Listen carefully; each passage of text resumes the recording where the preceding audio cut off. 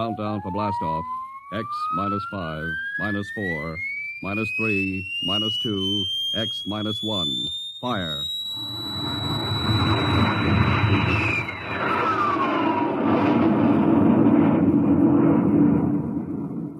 From the far horizons of the unknown come tales of new dimensions in time and space. These are stories of the future, adventures in which you'll live in a million could-be years on 1,000 maybe worlds. The National Broadcasting Company presents X minus 1.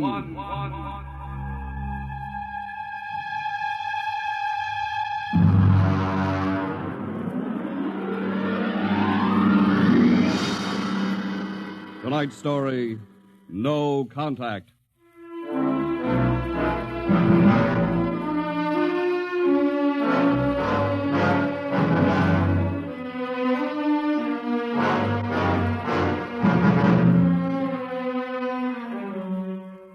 It was in the year of 1982 that spacemen first discovered the Great Galactic Barrier. In the past 10 years, rocket travel to the moon and the nearer planets had become commonplace. And then men fixed their sights on a more distant star, the remote planet known as Volta. 5 exploratory ships went out, and none came back, each in turn disappearing mysteriously at the same vanishing point, at an invisible wall somewhere in the vast outer reaches that became known as the wrecker of spaceships, the Galactic Reef. And yet, the explorers refused to admit defeat. It was on June the 2nd, 1987, that the rocket Star Cloud made ready for takeoff, the 6th to attempt to crack the barrier and win through to Volta. Now hear this. Condition green. 2 minutes to blast off. Condition green. 2 minutes to blast off. Well, Louis, this is it. I don't suppose you'll be needing the ship's doctor up here on the bridge during blastoff. I think not, Smitty. There's little chance of acceleration bends in these new overdrive ships. I'll be in my office then, counting vitamin pills if you need me. It's only a few steps. Good luck, Louis. Thank you, Smitty. Lieutenant Collier. Yes, sir? You're relieved. You'd better get down to navigation control and take over. Yes, sir. Lieutenant. Yes, sir? We've never flown together before. This is your first flight in a space vessel as big as the Star Cloud. Yes, sir, but I was trained in oversized jobs at the Naval Academy. Well, if you're half as good a navigator as your father was, you'll do fine. Thank you, sir. Did you ship out with my father? I served under him on one of the first rocket runs to the moon. I see. I almost went along on his last trip to the barrier.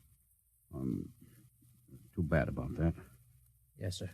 That's all, Collier.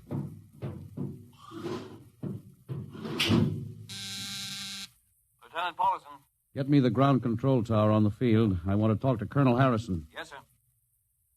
Go ahead, sir. I've patched in the bridge speaker. Colonel Harrison? Yes, Captain? We're standing by for takeoff in 30 seconds. Good. The field is cleared of all personnel. We'll try to reestablish radio contact immediately after takeoff.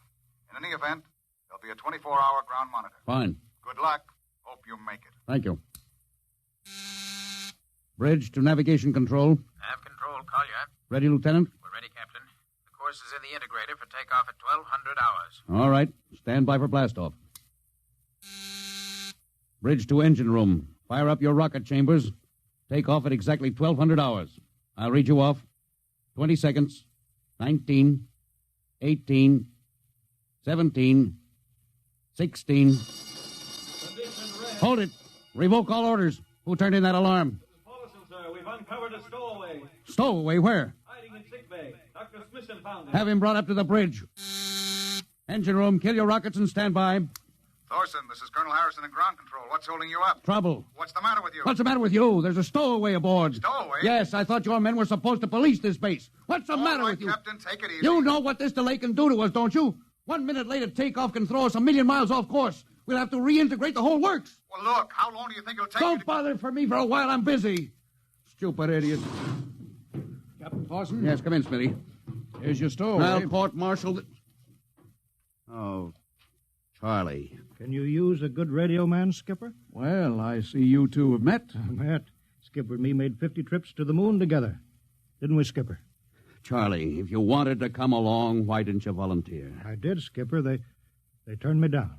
Well, what's wrong with you? Acceleration bends. They said my arteries wouldn't stand another trip. Oh, I'm sorry to hear that. But they're wrong, Skipper. I got one more good trip in me. Listen, Skipper, you know that these green kids, they don't know the first thing about space radio operation. Now, you put a man like me on, and I'll be getting you bedtime stories from Mars. Charlie, you know the regulations as well as I do. I can't take you much as I'd like to.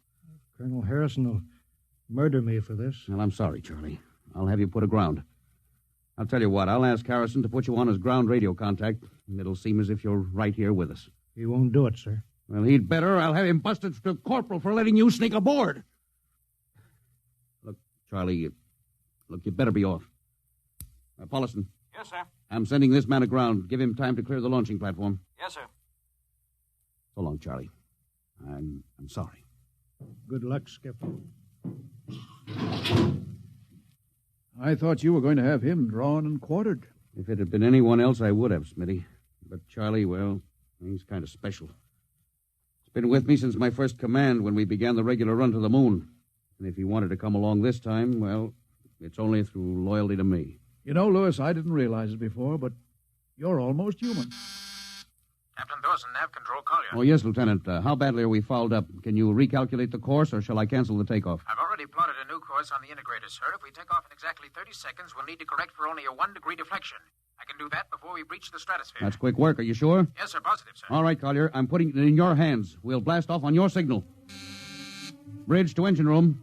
Prepare to blast off on navigator's signal.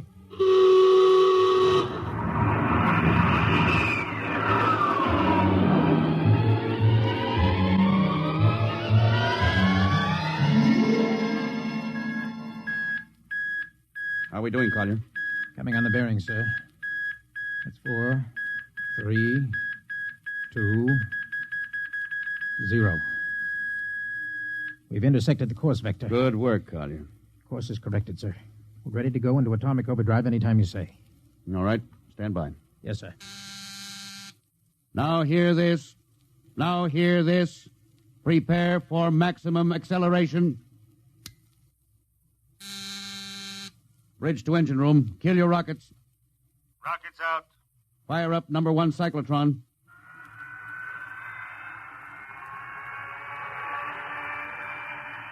Number 1 ready. Fire up number 2. Number 2 ready. Withdraw your dampening rods. Fission chamber ready. Blast tubes cleared. All generators operating at capacity. Take it over, sir. Go into overdrive at the count of 0. 3 seconds, Mr. Collier. 3, 2, 2, 1, 1, 0. 0.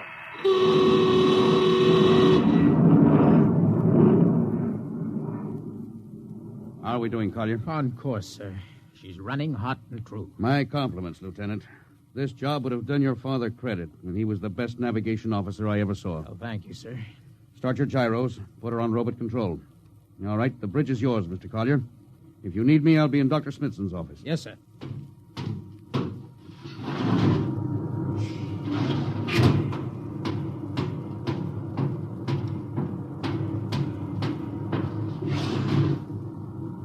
Well, Lewis, I see you got us off the ground. You can thank young Collier for that.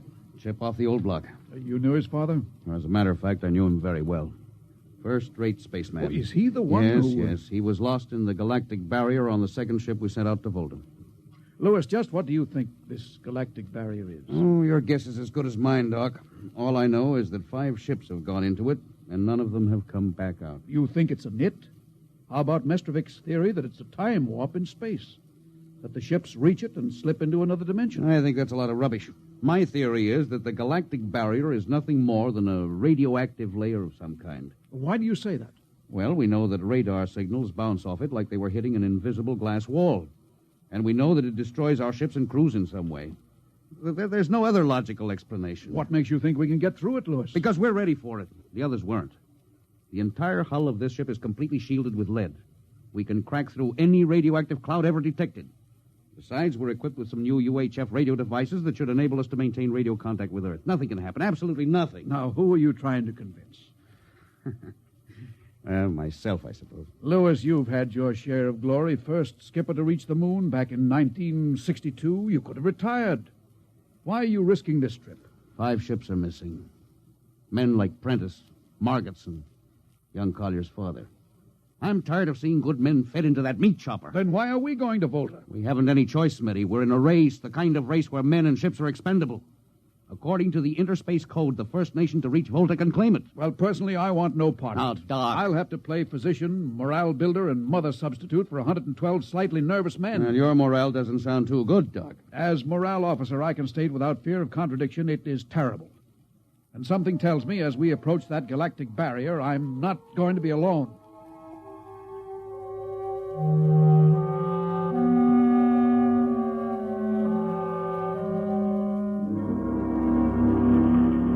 Hello, Earth.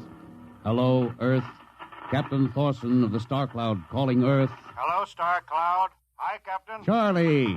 Well, I see they haven't court-martialed you yet. No, sir, thanks to you. Well, it's good to hear you.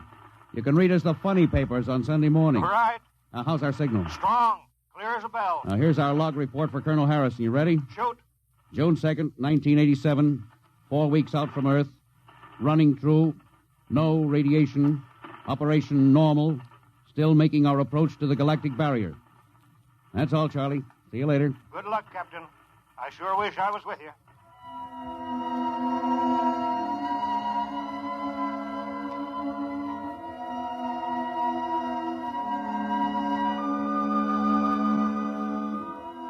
How's the morale, Smitty? The men know we're getting closer to the barrier. They're beginning to show a little tension, Lewis. Well, how's their physical condition? Any sickness? About half the crew has come down with space blues. I was afraid of that. Are they bad? Same as usual. Lips and hands with a bluish cast. Eyes are sensitive to infrared. I don't know. When I first started flying these tin cans, nobody ever heard of space blues. Well, now there's a theory it's caused by the terrific acceleration of atomic overdrive. Change in gravity affects the circulation. What do you think? I think it's psychosomatic. I've noticed that the same men who get space blues under tension on a ship tend to get blue coloration back on Earth when they're upset. I guess it's just an occupational disease of space navigators. You think it's just nerves, then? Well, young Collier's got a bad case. I think it's tension from overwork. Maybe he needs some vitamins. Lewis, when will you realize that vitamins are not a panacea for all the troubles of mankind?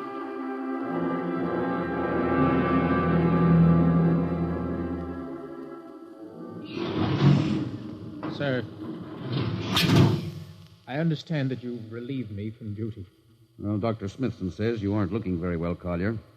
I'm giving you a rest. Sir, I feel perfectly able to continue. Your lips are as blue as Minnetonka. Captain, I'd like to remain at my post. Don't be foolhardy, Lieutenant. I'm not being foolhardy, sir. I have a special, personal reason for wanting this expedition to reach Volta. Your father? Yes, sir. You think he might still be alive? I have to find out what happened, sir. I think I understand. Very well, Collier. Report back to duty.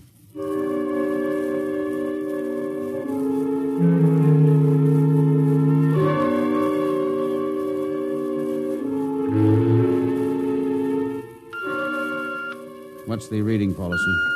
We're getting a +5 radar bounce now. Coming off the barrier almost as fast as we sent it out. What's the interval? 2 seconds. Shortening steadily. This rate, we'll hit the wall in the next few minutes. All right. Alert the crew. Sound general quarters. Now, hear this. Condition red. We are now approaching the galactic barrier. All hands to stations. All radiation detectors to be fully manned. Full security will prevail until further notice. That is all. Paulson. Yes, sir? The radar bounce is up to +6. We'd better try to make final contact with Earth. Is Sparks still trying to raise the base? Yes, sir, but he's not having much luck. Huh? Seems to be some interference. That's the radio room now. Yes? You got him? Well, cut in on the bridge speaker. Captain will take it from here. Hello? Star Cloud to Earth. Can you hear me, Earth? Hello, Skipper. I can barely read you. We're getting heavy static from sunspots. That's not sunspots, Charlie. We're right on top of the galactic barrier. Getting a +7 radar bounce. Expect to hit the barrier almost any second now. Good luck, Skipper. If we crack the barrier and come through still in one piece, I'll try to get back to you on the high-frequency band. Gotcha, Skipper. Don't worry. I'll be waiting. So long, Charlie. So long, Star Cloud. Must be getting awfully close now, Captain. Echo's bouncing back so fast it's almost beating the signal. Well, when they go inside, hold on to your hat. That's when we run into the wall. Any second. Hold on. Oh, here goes nothing. Here it comes.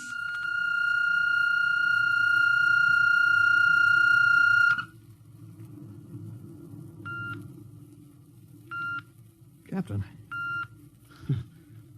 Nothing happened. we made it. We made it, Captain. No radiation, no time warp, no nothing.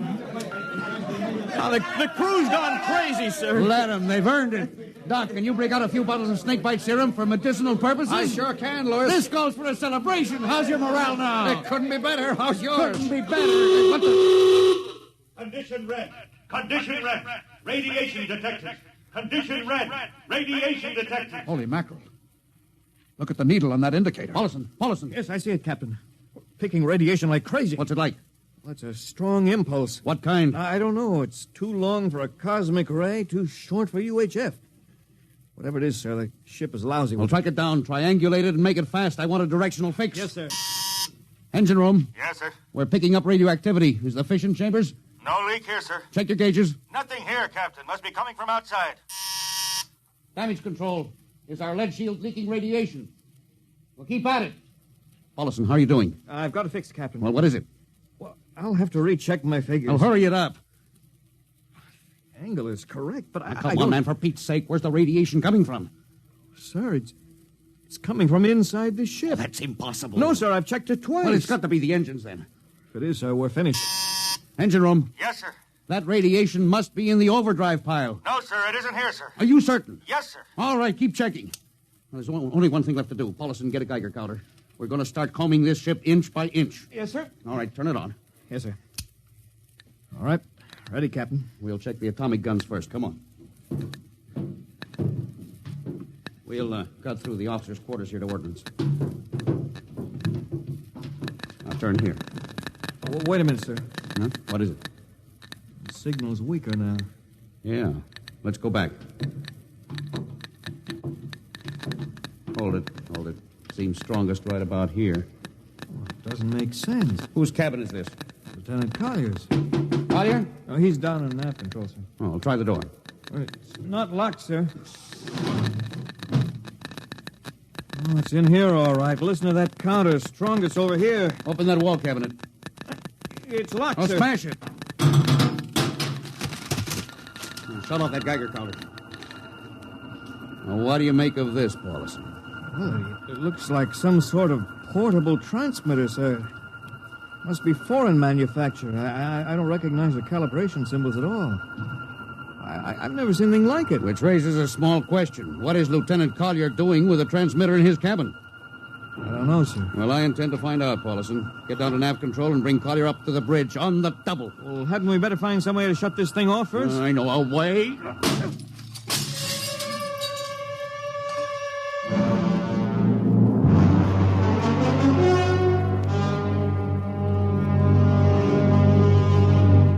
Lieutenant Collier, I'm going to ask a few simple questions, and I want a few simple answers. Yes, sir. What were you doing with a transmitter in your cabin? Transmitter, Captain. Oh, you know nothing about it. Well, no, sir, I don't. Do you recognize these calibration symbols? No, sir. Can you think of how it might have been placed in your cabin without your knowing it? No, sir, unless someone came in while I was on duty. Would that have been possible? I suppose so, if someone had a key. I found your cabin door unlocked. Well, I meant a key to the wall cabinet.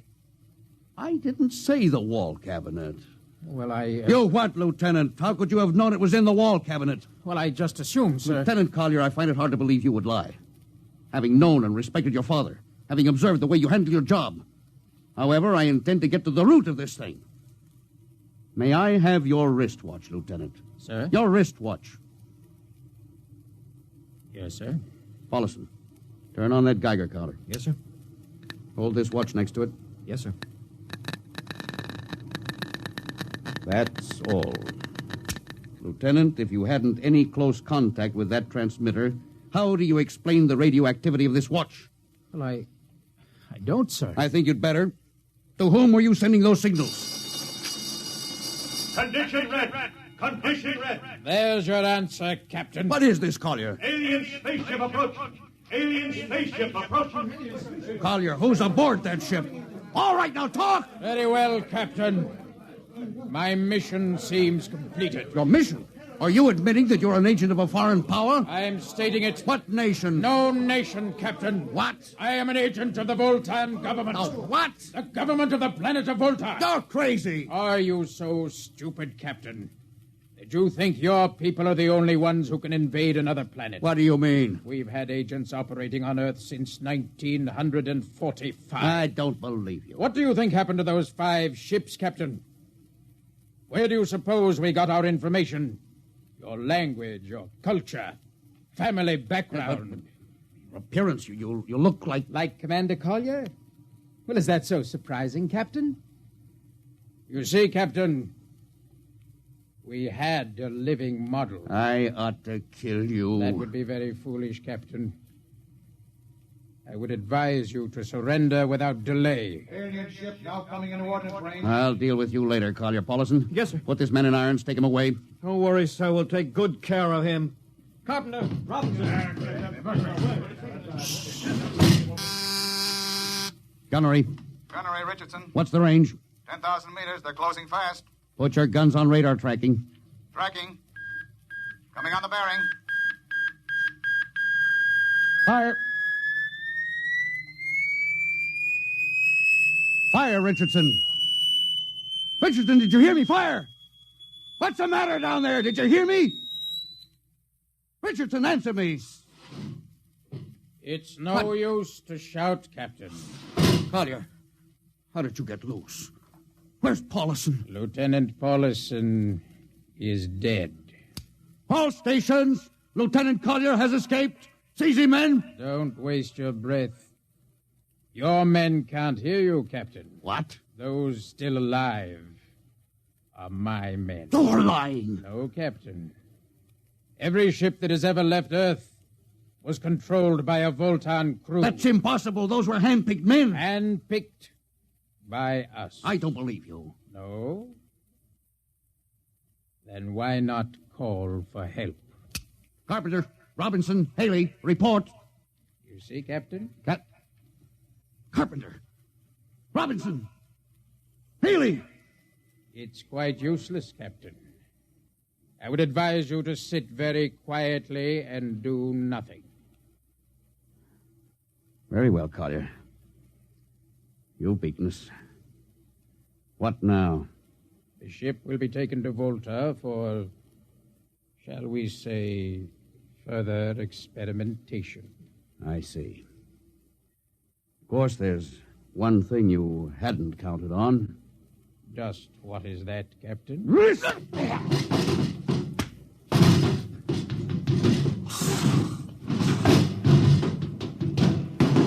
Carpenter! Are you in there, Lieutenant Carpenter?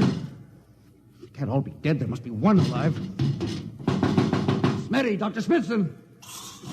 Smitty, what have they done to him? Louis, Dirty. Don't talk. I must lean closer. There's not much time. Louis, space blues. Space blues? What is it, Smitty? What are you trying to tell me? All men with space blues. Voltans. Let me help you. No, Louis. Get message back to Earth. Voltan, 5th column. Watch out for space blues. Smitty. Oh, Smitty. Captain Thorson, you can't hide from us now. Come back to the bridge and surrender, or my men will come and get you.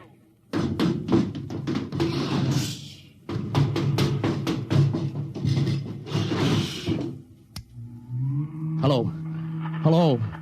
Star Cloud calling Earth. Oh, please, God, let me get through before it's too late. Hello. Star Cloud to Earth. Come in, please. Come in, please.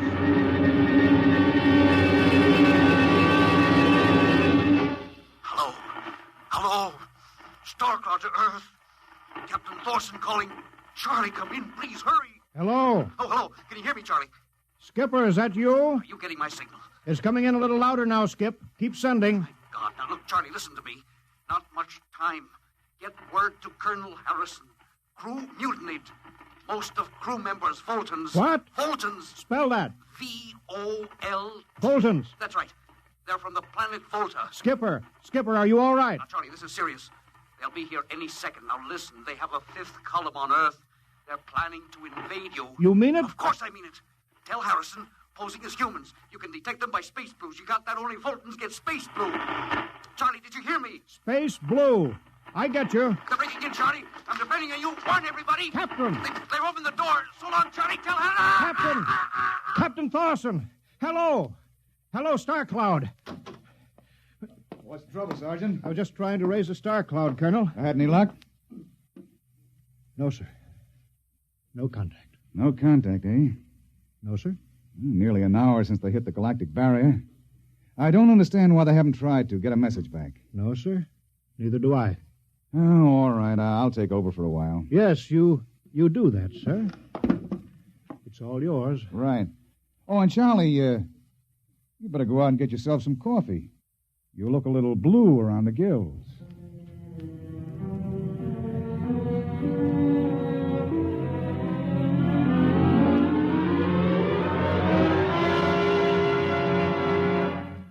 Tonight, X-1 has brought you No Contact, written by George Lefferts from an original story of Lefferts and Ernest Kinoy.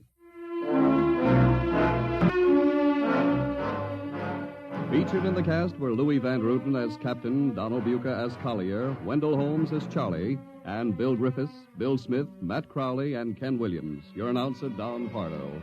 X-1 was directed by Fred Way and is a transcribed NBC Radio Network production. And now, next week. When you want to take over a world, you naturally look for its weak point, some way to catch its people off guard. We live in a world where everybody loves a parade, a world of press agents and publicity stunts. But who would ever dream that invaders from outer space would take advantage of that weakness and actually hire a press agent to advertise their coming? Who would believe it was anything but just another publicity gag? At least, not until the terrible moment when it was already too late. The moment of X-1.